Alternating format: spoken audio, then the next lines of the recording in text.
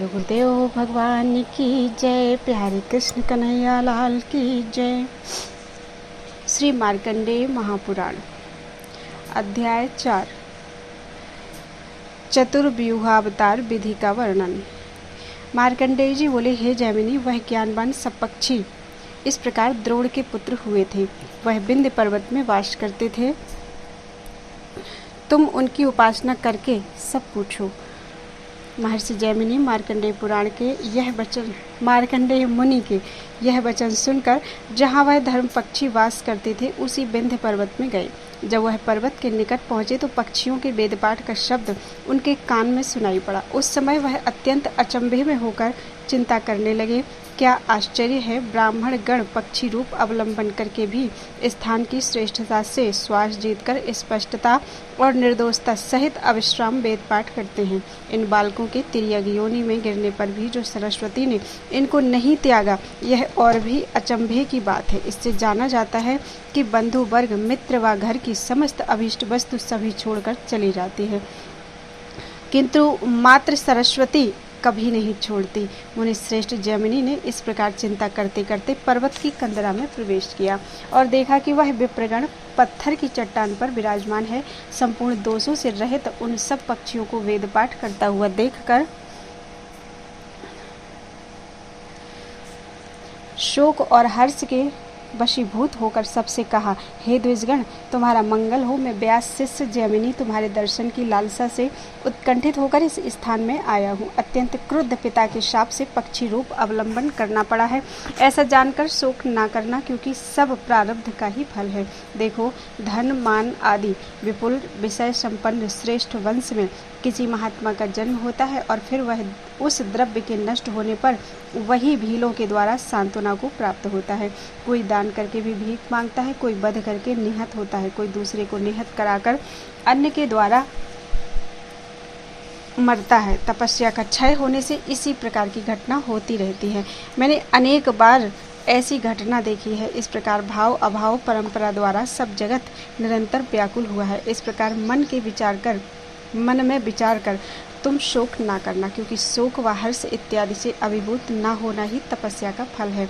अनंतर उन सब धर्म पक्षियों ने पाद्य अर्घ इत्यादि से महामुनि की पूजा की और प्रणाम करके कुशल पूछी। फिर जब व्यास शिष्य तपोनिधि जैमिनी उनके पंखों की वायु से थकावट दूर करके सुखपूर्वक बैठे, तब वे पक्षी उनसे कहने लगे। पक्षी बोले, हे महाभाग, अब हमारा जन्म सफल और जीवन सार्थक हुआ, क्योंकि आपके देवताओं से वंदित दोनों चरण कमलों का दर्शन हुआ।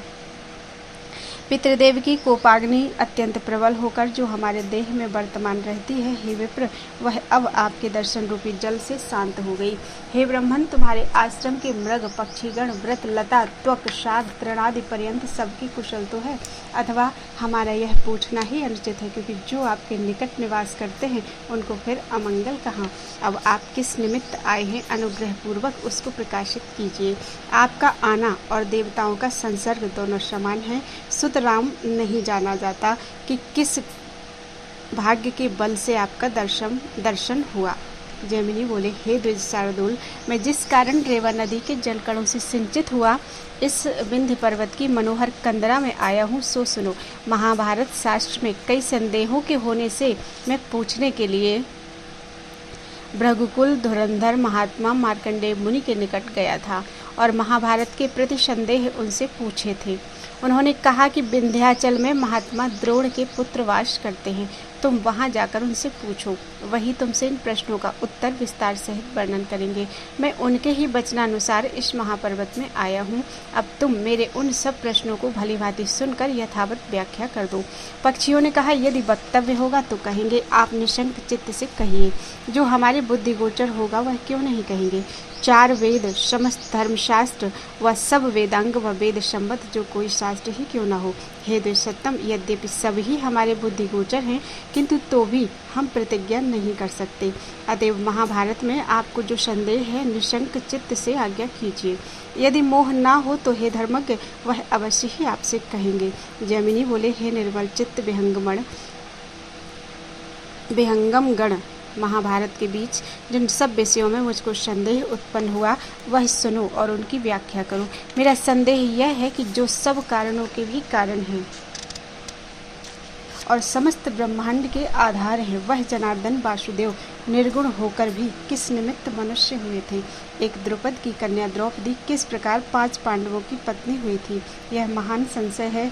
महाबल हलायुध बलराम जी किस प्रकार तीर्थ यात्रा प्रसंग में ब्रह्म हत्या के पातक से छूटे थे? और महारथ युधिष्ठिर आदि 5 पांडव जिनके सहायक थे, वह द्रौपदी के पुत्र अविवाहित अवस्था में अनाथ के समान किस प्रकार मरे? इन सब बातों में मुझको अत्यंत संदेह है। तुम इन महाभारत संबंधी संदेहों को यथावत उत्तर देकर मुझको कृतार्थ करो, तो मैं सुख से ही अपने आश्रम को चला जाऊंगा।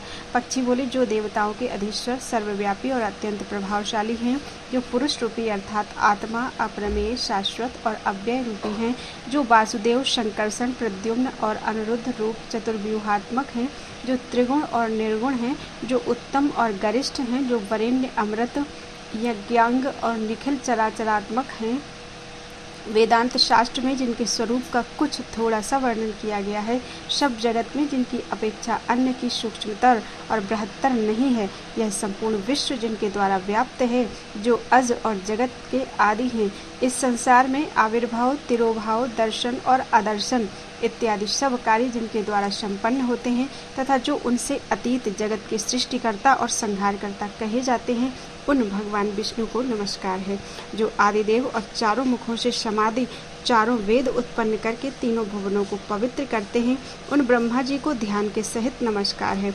असुरगण जिनके एक बार से परास्त होकर याज्ञिक गणों के यज्ञ लोप करने में अशक्य होते हैं, उन देवादिदेव महादेव जी के चरण कमलों में प्रणाम करके अत्यंत अद्भुत कर्मकारी जो महर्षि बादरायणी के द्वारा महाभारत के उद्देश्य धर्मादि प्रकट हुआ है, वह व्यासदेव के मतानुयायी सब विषय सम्यक प्रकार से आपके प्रति प्रकाशित करेंगे। तत्वदर्शी मुनि कहते हैं, नार शब्द का अर्थ है जल।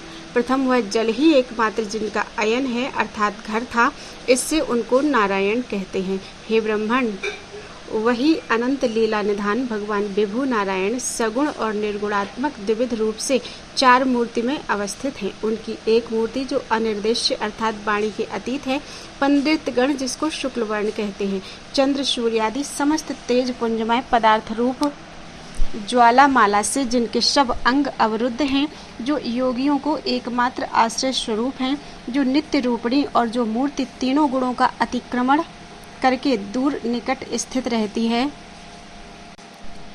उस प्रधान स्वरूप पहली मूर्ति का नाम वासुदेव मूर्ति है। इसमें ममता का लेश मात्र भी नहीं है। उसके रूप, वर्ण इत्यादि सब भाव कल्पनात्मक है। यह मूर्ति सर्वकाल विराजमान परम पवित्र स्वरूप सदा एक रूप है। पाताल देश में वास करके जो मूर्ति मस्तक के ऊपर पृथ्वी धारण करती है, वह दूसरी मूर्ति है।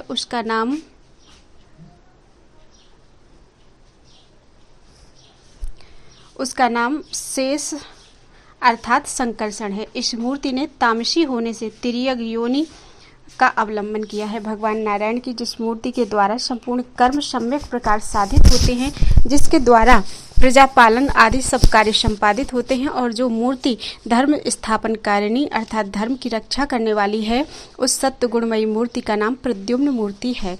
चौथी मूर्ति पन्नग शैया पर जल में शयन करके वास करती है, रजोगुणात्मिका है और उसके द्वारा ही सदा सृष्टि कार्य संपन्न होता है। इस मूर्ति का नाम अनिरुद्ध मूर्ति है। हरि की प्रजापालन कारिणी जो तीसरी मूर्ति है, उसके द्वारा ही सदा पृथ्वी में धर्म स्थापन होता है, धर्म संस्थापन होता है। धर्म का विनाश करने वाले उद्धत असुरगण उसी के द्वारा मरते हैं और उसके द्वारा ही धर्म रक्षा परायण साधु और दैत्य रक्षित होते हैं। हे जैमिनी, जिस समय धर्म की हानि होकर अधर्म की वृद्धि होती है, यह मूर्ति उस समय धर्म का उद्धार करने के निमित्त उत्पन्न होती है। इसी मूर्ति ने पूर्व काल में बराह रूप धारण करके धारण पूर्वक दांतों के अग्रभाग द्वारा जल हटाकर केवल दाढ़ों से सहज में ही पृथ्वी को नलिन के समान निकालकर पूर्ववत स्थिर किया है। उसने ही नृसिंह मूर्ति धारण कर हिरण्यकशिपु को मारा है और उसी ने विप्रचित्ति इत्यादि दानवों का भी वध किया है। उसके वामन आदि अन्य सब अवतारों की गणना नहीं कर सकते। वह इस समय जो उत्पन्न हुई है, वह माथुर मूर्ति श्री कृष्ण है। इस प्रकार उस सत्य गुणात्मिका मूर्ति के अवतीर्ण होने पर प्रद्युम्न मूर्ति उसकी रक्षा करने में स्थित रहती है। वह देवत्व, मनुष्यत्व व तिर्यक योनि इत्यादि में अवस्थित होकर वासुदेव की इच्छा अनुसार ततत स्वभाव अवलंबन करती है। हमने यह आपके निकट सब वर्णन किया। अब भगवान विष्णु ने कृतकारी होकर भी जिस कारण से मनुष्य देह ग्रहण किया, इसका उत्तर फिर कहते हैं, सुनो। श्री मार्कंडेय महापुराण में चतुर्व्यूहावतार वर्णन नामक चौथा अध्याय पूरा हुआ। बोलो वृंदावन बिहारी लाल की जय।